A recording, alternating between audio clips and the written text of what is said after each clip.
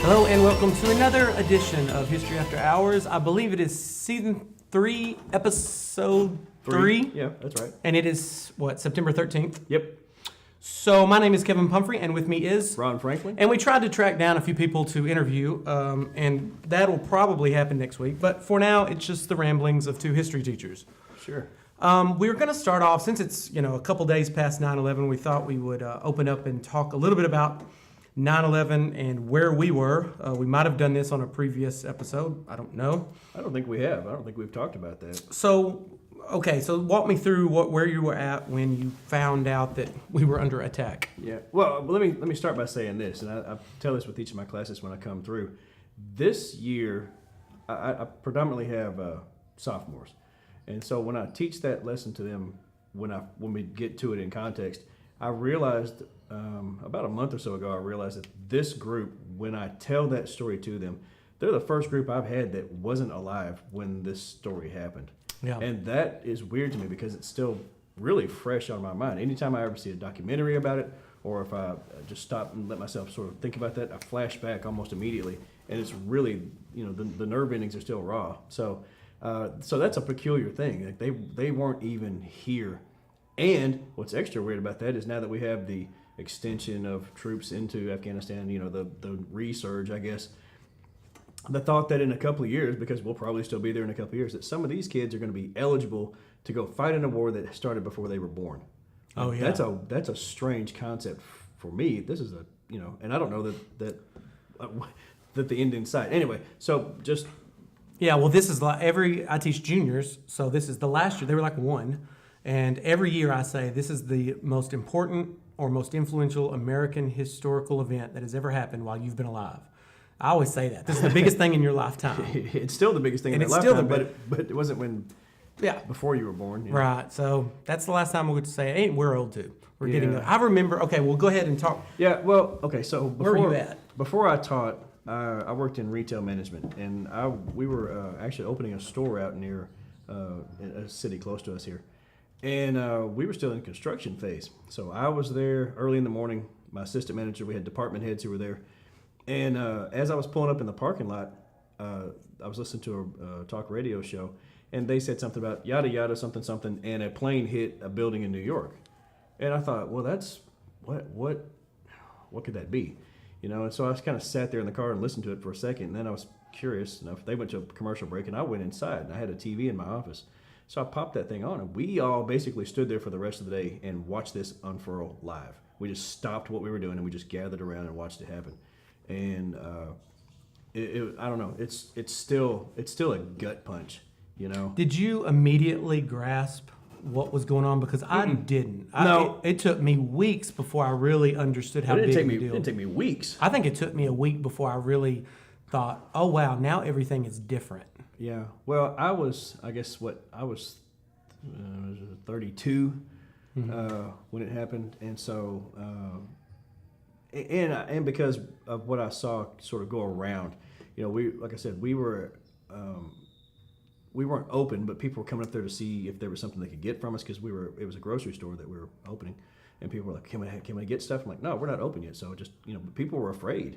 I've never seen that sort of fear about what's going to happen tomorrow or the rest of today, even, because as this started to play out, at first I thought it was just accident like everybody else. And I remember thinking, how are they going to get that fire put out way up? That's 110 stories. How are they going to put that fire out? And so, but then when the second plane hit, and we saw that happen, and then you realize at that moment, I'm like, oh God, this is different than what we thought. And so, and then, the Shanksville stuff, and then the plane going down in the Pentagon, all of that just rolled out, and you knew, I knew at that time, we were watching Humvees run down the street here in Hot Springs as they were trying to get things, people lining up for gas. They were securing certain buildings. I remember people that. were going home. People were, visibly shaken and upset. And it wasn't just on TV. Here locally. So no, and then we got home. My children were very small at that time. My son doesn't remember this. My daughter barely remembers the day, but she doesn't even really remember it. I asked her this just the other day. She's 23 now. And I said, do you remember anything from that day? She said, not really. And so I think that we did a pretty good job of sort of shielding them as young children from what was going on. And we just sort of tried to find things to occupy our time. We went to the fair. We tried to take them out to the park and just get away from I didn't want them sort of dwelling on the noise and the nonsense and the raw emotions that were on TV, because I was afraid I was afraid they would be so scared they wouldn't know how to handle it, especially being that young age. Adults weren't able to handle it. And so I knew children weren't going to be able to. So we tried to shield them. But no, I knew right away it was a big deal. And I knew it was going to take a long time. Once they figured out it was Afghanistan, props to people of Afghanistan for, being your own cultural cool thing. But at the same time, I know the history of Afghanistan, and it's rural and rugged and independent. And you're going to have trouble finding people there. If they're hiding, you're going to struggle to get them rooted out. The people that were the perpetrators, right? Or once we marched in there with a military force, I knew we were going to be there for a long time. I mean, I didn't know how long, but I just knew it was going to be difficult because it's so rugged and rural. So, like I said, that's nothing against the people of Afghanistan themselves, because there's a lot of good people there. But the ones who were the masterminds behind all of this, and then they go off hiding and there's lots of places to just seek shelter and hide out where you won't be found. Yeah. So, yeah. What about you? I was teaching. I'm early 20s. And, my life has been I didn't travel at that point, pretty sheltered as far as, I grew up basically, I matured after the Cold War was over. So, I'd never really I never really had any kind of conflict. The 90s was awesome. I mean, you're listening to Nirvana and basketball is great with Arkansas. So when this happened, something like this, it took me forever to figure out what? And I remember, so I'm teaching. It's first period. The person across the hall from me is also a history teacher. She comes over and says, hey, did you hear about that plane that hit one of the Twin Towers? I didn't even know what the Twin Towers were, I don't think. And I was like, no. And then a little bit later, the bell rang for second period. Somebody came in and said, hey, this your TV on. And at this point, this is at Sheridan High School, we had TVs, little small TVs mounted to the wall. Mm-hmm. We turned it on. And at that point, I just thought, okay, well, somebody hit the Twin Towers. We probably need to watch this. This is, And it was this, and I saw a plane hit, but it was the second plane. And of course, that changed everything, because then we're under attack. And then you hear about the Pentagon, and then you hear about the United 93. And even with all that, and some parents were coming up to the school to get their kids, and we didn't know how big of a deal this was and how many cities, if you remember, I remember them talking about what cities could be targeted next, because we didn't know how big of a deal. And if you remember, the flight director grounded all the planes. It's never happened in history. That's trillions of dollars down the track. Any international flights coming in were turned around and sent back. I mean, it was crazy. And I just remember thinking, well, I know it's different. And on my way home, like you, I remember the gas station, the lines. I'd never seen that in my life. Mm-hmm. So it was a few days. I really think it was a week before I thought, okay, things aren't going to be the same anymore. And forget airport security, but racism but also patriotism. Yeah. And it was just a crazy. Yeah, no, I don't think that I recognized what the far-reaching ramifications on our society would be. I never foresaw having to be at an airport 4 hours before your flight. Yeah, remember when you could just roll in there 15 minutes early? Yeah, no. The first time I ever flew, we bought our tickets at the counter like 30 minutes before the flight, and you didn't have to go, you wave at the guy, you probably passed through a metal detector, but it wasn't all this, it wasn't this horrendous. Well, Seinfeld used to have a joke about the security at the airport, how horrible it was. Just some person at the front, just come on, don't hold up the line, just come on through. Well, that all changed. Yeah. No, I didn't. That's bizarre for me now, because you think about changing, especially being history teachers. We think about pivotal points in history. That was such a game changer, because the life my kids have led, sort of growing up in a post 9/11 world, and the way I grew up and the way you grew up mostly then, it's just so drastically different. There's all this sort of fear and trepidation about every little moment, every little person, everything, that everywhere you go, people are looking over their shoulders, seemingly. I try not to do that, though. I try to just continue on the process that I've had. You're not going to convince me that I need to be afraid 24 hours a day. I'm just not going to live my life that way. Yeah. But we've gotten to the point now, though, with repeated attacks and this and that. And terrorism is something to be concerned about. I get that. But statistically speaking, I'm never going to be a victim. And so people who walk around going, well, what if? Yeah, well, anything could happen. Like, I really live my life on probabilities. Is the probability of me getting... That's like when we travel. We talk about going to Paris or to London or to Italy. People say, aren't you afraid to go? No, I'm not afraid to go. I'm statistically more likely to get robbed in Little Rock, Arkansas, than I am in Paris, France. I just, it doesn't... So I work on that thing in spite of the fact that there is a heightened awareness. You do want to pay attention, but at the same time, I'm not going to shelter in place all my life. Well, the reaction to this, and you can go down a rabbit hole with our government gaining way more power than they should have and limits on freedom. And sure, you teach about Patriot Act, I assume. I do. You get that far, yeah. Yeah. Well, every year I do a 9/11 thing. Yeah. I think that's my responsibility as an American history teacher. I show them video clips. I showed George Bush's the Bullhorn speech when he was on the rubble. Yeah. And at the time, I remember I got caught up in it. He kind of reminded me of an old Southern coach, like football coach, and he was kind of like, "We're going to go out there and we're going to get them." Yeah, and I was like, regardless "Yeah, we of the are." criticism that he's faced, in his second term, like that moment, he held that together well.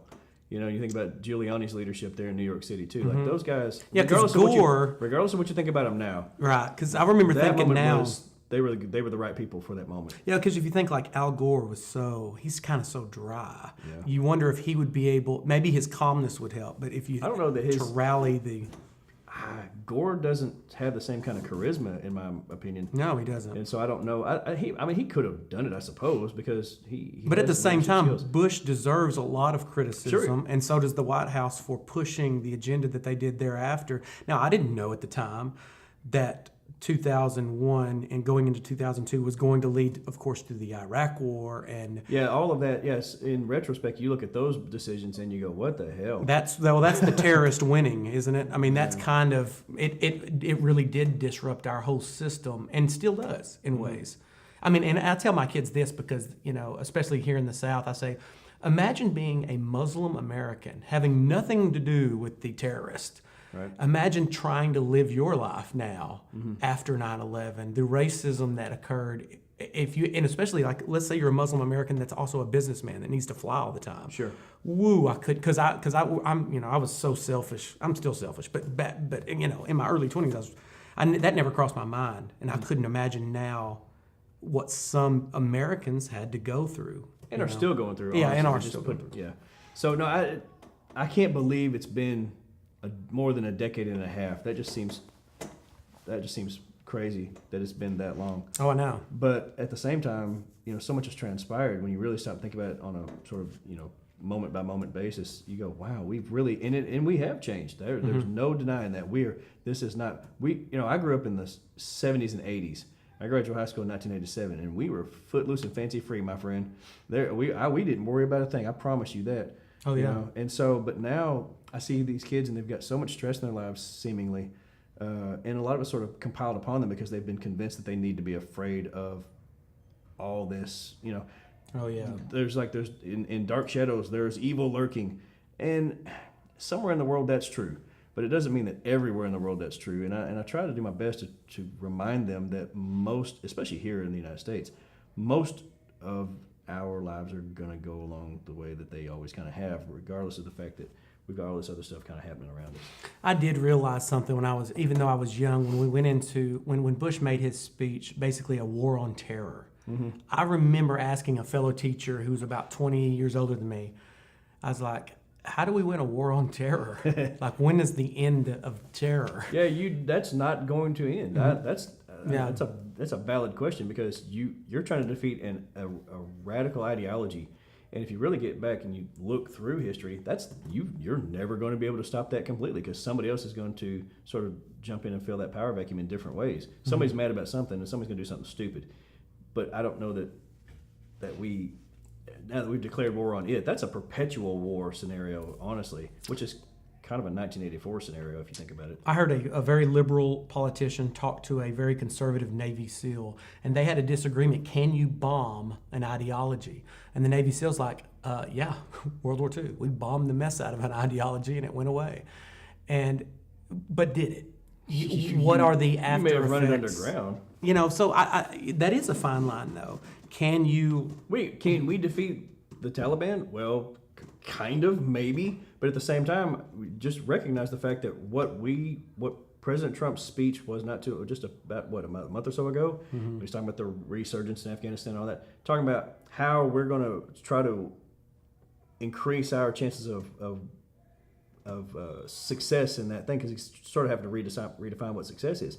The idea that we're going to have to work with the Taliban to some form or fashion to get that sort of to a workable scenario, like that's weird to think about, because they were the ones who were sort of harboring Al Qaeda and you know they weren't Al Qaeda, but they were still in that same region, and they knew some of these boys and they sheltered them and allowed them to sort of function.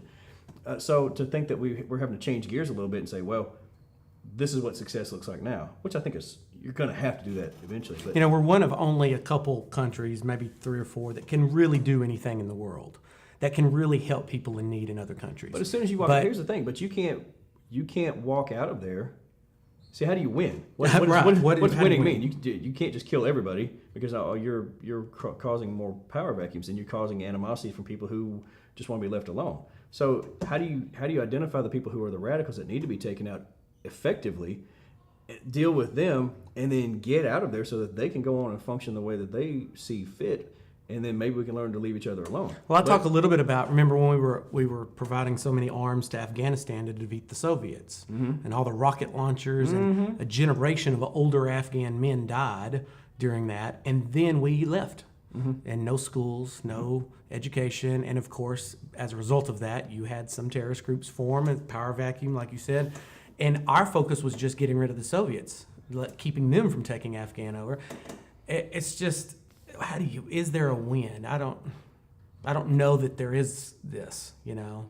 And we have people right now. I just listened to a podcast of he's actually worked for the CIA, and he said there are so many congressmen that don't know the difference between Sunni and Shia Muslims. Really? They don't know why we treat Iran differently than other countries. You know, that would seem like vital information. And that's basic stuff. Yeah. And that's a congressman who's making the laws that doesn't really know. You think if, you know, that's something that you probably need to know the history of the conflict in a region and the ethnic and religious differences that may exist there, so that you can make effective decisions about what we're doing while we're mixing around with their situation. So I mean, you put out one fire over here, and you're actually causing more fires over there. It's just almost an asinine way to run a war, in my opinion. How do you, our goal should be getting them stable enough to where they can take care of themselves, and we can sort of partner up in different ways. But to stay in that country forever is not a good plan. Just because it can be a bottomless pit for us, you know, militarily, financially, from a human life standpoint. All of those things, you know, I don't know. Well, let me ask you this question, and we have toyed around this issue. I mentioned it last year, maybe for the first time. Do we need, in 2017 and beyond, do we need a president? Do we need a president? Do we need a president? We have Congress, the Senate, and the House. I do think there should be tweaks there. I do think 2 years for House is too short. I would change some things there. But the one guy or girl, the decider, like George Bush said, you know, there's so much that office is too big for one person, seems like now, with foreign policy. And then this, obviously he has to rely on advisors and stuff, but is there a better alternate than this ancient form of government that we started a long time ago? And I'm not saying it's not a good form of government. It was by far way ahead of its time in 1776 or 1789. Don't you think that a good president actually is more of a clerical position than a power position? You see what I'm saying? I mean, it's, administratively, you need to make sure that these laws are being taken care of, that you are a delegator. Dealing with the military. So delegator in chief. Well, let's look at some delegators. Reagan was considered a pretty big delegator. Yeah. To some degree. Eisenhower, definitely. Those are both Republican presidents. Have we always, because like I said, you're the U.S. guy, have we always sort of had such a focus on who is president, that is, you get like a celebrity status. Has that always been a thing? Well, every president increases the power of the office of president. Probably the weakest president maybe we have ever had, besides like the late 1800s, but as far as power goes, was George Washington. Because they didn't know really who was supposed to be doing, Jay's treaty that he had to deal with. They were trying to figure out who really deals with foreign policy. Is it the president or is it Congress? Or, Congress was pretty powerful. And every president seems, and of course FDR, really consolidated and being able to be president for so long. It just seems like in our fast communication internet age. Well, on one hand, but don't you need sort of the face of the nation?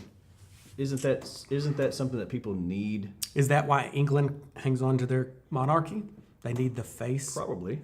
Because she has no political power, obviously. Right. But at the same time, there's so much respect built up around it. So maybe, I think that you need someone who sort of seemingly encapsulates what you think, that cult of personality sort of thing, Yeah. Who I'm everybody you think you need to be.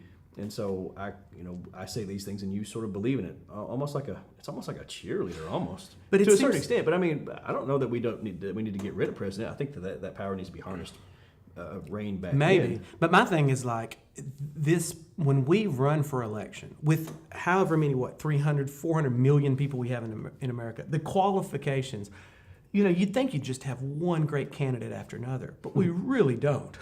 I mean, if you just look at the people that run for president, they're political opportunists. They're, you just never know. And of course, you can blame that on our political system and our party system, but man, there's so much politics and really money. To be president, you have to raise $1 billion. That's bizarre. That's bizarre. And by the way, the office only pays $400,000, and you're going to keep billionaires in line. So you're going to have to sell your soul to become president. Yeah. I mean, you can't, like a normal person like me, I couldn't run for president. No matter how good of a qualifications I have, I could be the best at everything, and I just don't have the connections. I don't have the money to be president. So we have to. Got to get yourself a super PAC. How do you do that? That's the big problem I see with the presidency. Is that it's going to be hard to find a good character, moral face of the nation when you have to sell your soul to corporations to be. But at the same time, if you really stop and think about it, because of the check and balance, Congress actually has the power in the country, not the president, but because Congress is so large, people have trouble sort of focusing in on it as an entity. This is who leads us. Actually, they do lead us. They make the laws. They are the ones who make the ultimate decisions about finances. President's going to set a budget, but they're going to have to approve it. Purse strings, like those are the people who do that. So, but we don't focus on that. We always go president, like a coach, like you said a while ago. It's like a coach, and so I didn't expect Trump to be president at all. I expected Clinton to. But when he was elected, people asked me and my students, what does this mean? Is this the end of the world? And I basically told them, look, it's not going to change that much. There's too many factors. Our institutions will kick in. Now, you can focus on the fake media and the chaos in the White House if you want to. But what has he changed? Like, I understand there's connections with Russia and all this drama. But at the end of the day, what real legislation has he done to put us in harm's way? I don't know that it's been nearly it's been a year. And so I think that people put too much emphasis on that one position, right. And he can't really do that much. And if Congress wanted to stifle him in some way because he's out of control, I don't mean him necessarily, like Trump necessarily, but any president, then they have the power to do that. They can censor that person, censure, that's right. Or the impeachment tools or whatever. But to remind people that is one office out of many that's right. supposed to work in conjunction with the others. It's not. It doesn't have any more power than anybody else really. Again, I think it should be a clerical position, regardless of whether or not the person can rally the cause or not. I think we need a cheerleader sort of thing, though. I think that people I don't mean myself, but I mean people just in general. I think people enjoy that, having a focal point person that can say that you are, like I said a while ago, the face of the nation. Mm-hmm. I think, and I said Trump hasn't affected us that much. I think where Trump has affected us is probably foreign perception. Probably on a global scale, he has affected us to a degree. he might not have affected our laws, our legal system, the way we do business every day, but he might have done some global things where other countries, they're worried about him. They're not sure what he's going to do next. And I don't know how America is going to look when all this is said and done. I think we're going to be fine. I think as long as we're paying our bills and trade continues and all that, he can rant and rave and do whatever, but at the same time, we are all these people that balk at the idea about globalization, folks. It is a global society. You can't change that. We're not going to isolate ourselves out of it. We're not going to pull away from. You can talk about America first. That's fantastic. American jobs, awesome. American trade, do that. We want to have more jobs. We want to have more prosperity. We want to bring that in. But at the same time, if these other countries fail because we're winning all the time, and then the system itself breaks down, we have to have people to sell things to. Commerce has to. Economics works because there is a system that continues to go round and round. And so China's a pretty important country. they're not going to call our debt. We're not going to call theirs. Right. They're always going to, everybody wants everybody else to keep doing things because that's what keeps making people money and keeps making countries money. Yeah. So I don't think that, like I said, as long as all that's going well, regardless of what kind of sideshow happens coming out of the Oval Office or the West Wing, then can he embarrass us? Sure. But at the end of the day, I don't think that truly harms the country itself overall. There's still a tremendous amount of respect for this country and belief in our ideals and in our ability to help people around the world because it's the right thing to do. We do still stand for that. We are still the beacon of hope. And I mean, that's, but at the same time, the world doesn't necessarily need us as much as it did after World War II. People are standing on their own again. Yeah. And so we've got to sort of learn how to negotiate our position. I think there's a reshuffling going on where we're going to have to figure out. I don't think that we're losing our superpower status, but at the same time, we've got to recognize that there are other people who are stepping up to the plate, and we let that ebb and flow, and then we're still. I don't think that we are now the light of democracy as we once were. I think there's other countries you could point to Germany and some of the other countries that look to be more that way. I mean, we've definitely curtailed our freedoms a little bit, and that kind of goes back to the 9/11. Yeah, I mean, maybe. I'll tend to disagree with that. Just because you're a curmudgeon. I disagree. I just think that I think it seems that way right now. Yeah, maybe so. But things seem dark. But I'm much more optimistic than that. I really think that people still look, in spite of some of the flaws that we have, which we obviously have some. But people, I think that honestly, there's a lot of people who look past that and say, you know what, this is still the place to be. This is still the place to get a premier education. This is still the place to do business. This is still the group of people we can rely on when things go badly. This is still the group that we need to help with our defense. This is still the group that... And we've been that historically. I think that's true. I really think that we like that role. We cherish that role. And even though sometimes we get sidetracked into some places where we get bogged down, I think realistically we're still that group of people. I think that's part of our... It's just part of our national character, and I think it will continue to be.